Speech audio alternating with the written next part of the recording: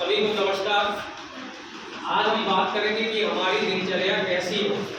दिनचर्या का मतलब होता है कि रात में सोने से लेकर के सुबह जागने तक की हमारी दिनचर्या, और पूरे दिन में हमें कैसे काम करना है, कैसे खाना पीना है। आज हम इसकी बात करेंगे, क्योंकि अगर हम स्वस्थ रहेंगे तो हम अपनी पढ़ाई भी अच्छे से कर सकते हैं। तो सबसे पहली बात आएगी कि हमें रात में सोना कितनी बजे है। ठीक है, एक आपने कविता में पढ़ी होगी कि early to bed and early to rise makes a man healthy wealthy and wise. तो हमें सबसे पहला काम क्या करना है कि रात में हमें जल्दी सोना है। तो जल्दी का मतलब कितने बजे सो जाए? 9 से 10 के बीच में हमें सो जाना है। ठीक है, 9 से 10 के बीच में हमें सो जाना है। और हमें जागना कितने बजे है? इसमें हमने लिखा सूर्योदय के पहले, यानी सूरज निकलने के पहले हमें जागना है। क्योंकि जो सूरज निकलने के बाद जागते हैं उनकी बुद्धि उतनी तेज नहीं रहती है। तो हमें सूरज निकलने के पहले उठना चाहिए।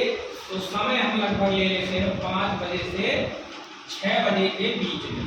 अब देखो, हम 10 बजे सोए, 5 बजे जग गए, तो कितने घंटे हो गए? 7 घंटे हो गए। कितने घंटे? 7 घंटे हो गए। तो विद्यार्थियों के लिए 6 से 7 घंटे की नींद पर्याप्त है। तो हमें 10 बजे तक लगभग सो जाना है और सुबह 5 से 6 के बीच में जग जाना है।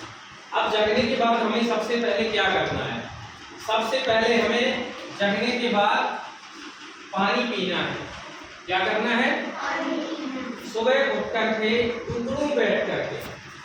कैसे बैठना है? टुकड़ों समझते हो ना? जैसे आप लोग टॉयलेट करने जाते हो, बाथरूम करने जाते हो, फ्रेश होने जाते हो, जो सुबह तो बैठते हो ना, उसी कंडीशन में पैरों के बल बैठ करके आपको गुनगुना पानी पीना है। सुबह 1 गिलास 2 गिलास जितना भी आप पी पाओ।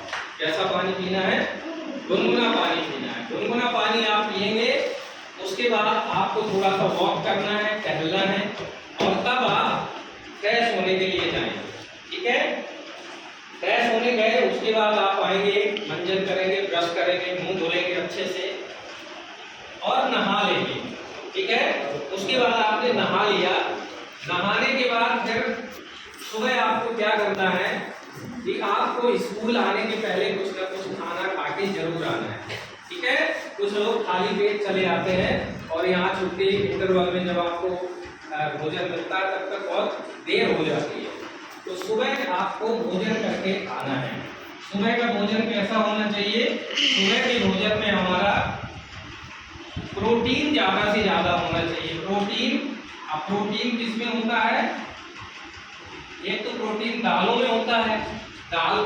ठीक है, और कच्ची चीजें खाइए, जैसे अंकुरित चीजें, जैसे आपने रात को चना भिगो दिया, ठीक है, मूंग भिगो दी और किशमिश भिगो दी और आपने मूंगफली के दाने भिगो दिए, और इसको सुबह उठ करके जो अंकुरित हो जाए, तो वो अंकुरित भोजन हमें सुबह करके आना है। क्योंकि हमारे पेट को स्वस्थ रखने के लिए, हमारे आंतों को स्वस्थ रखने के लिए हमें कच्चा भोजन करना बहुत जरूरी है। ठीक है, उसके बाद दोपहर की बात आती है। तो दोपहर के भोजन में हमें पेप्सी बिल्कुल नहीं पीना चाहिए। सतीश कह रहे हैं कि पेप्सी पीना चाहिए। पेप्सी हमारे लिए बहुत ही नुकसानदेह है। पेप्सी की जगह हम क्या पी सकते हैं? मट्ठा पी सकते हैं। दोपहर में मट्ठा, बढ़िया मट्ठे को फ्राई करिए जीरा और मिर्च के साथ और उसको लीजिए। वो हमारे हाथों के लिए, पेट के लिए बहुत अच्छा होता है। आप रोटी सब्जी चावल खा सकते हैं। फिर आता है शाम। अब देखो, शाम का भोजन आप लोग कितने बजे करते हैं? 8 बजे। और कोई 9-10 बजे भोजन करता है क्या रात में? तो हमें शाम का भोजन 6 बजे तक कर लेना है। कितने बजे तक? 6 बजे तक। ठीक है, आप सुनो क्यों कर लेना है 6 बजे तक? हमारे पेट में एक जगह होती है जिसको कहते हैं जठराग्नि। क्या कहते हैं? जठराग्नि। जठराग्नि का काम क्या होता है? इसमें एक अग्नि होती है, आग होती है। क्या होती है? आग होती है। उसका काम है भोजन को पचाना। जैसे ही आपने भोजन करना शुरू किया तो वो पेट में जो जठर में जो अग्नि होती है, आग होती है, वो जलने लगती है, इसलिए भोजन को पचाने के लिए। लेकिन वो तब तक जलती है जब तक सूर्य की रोशनी रहती है, सूरज की रोशनी रहती है। इसलिए दिन में कभी आप ज्यादा भी खा लो तो उससे हमें कोई दिक्कत नहीं होगी, क्योंकि सूरज की रोशनी रहती है तो हमारे पेट में जो जठराग्नि है वो प्रज्वलित होगी तीव्र गति से और भोजन को पचा देगी। लेकिन शाम को क्या होता है, सूरज डूब जाता है तो हमारी जठराग्नि में जो अग्नि होती है वो जलती तो है लेकिन मंद, बहुत धीमी पड़ जाती है।